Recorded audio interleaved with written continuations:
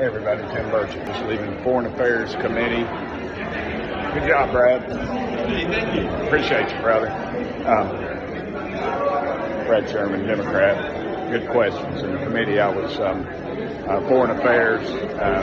Former leader of Pakistan, Imran Khan, was a friend of America, and the Pakistani military has taken him out and imprisoned him. And now they're trying to find out what the hell's going on over there. And I'm sure our State Department will write a strong letter and do absolutely nothing. What we need is not military involvement, but at some point, if these folks are going to be detriment to us, we need to use our economic might. That's what a world power should do. We don't need to be sending troops over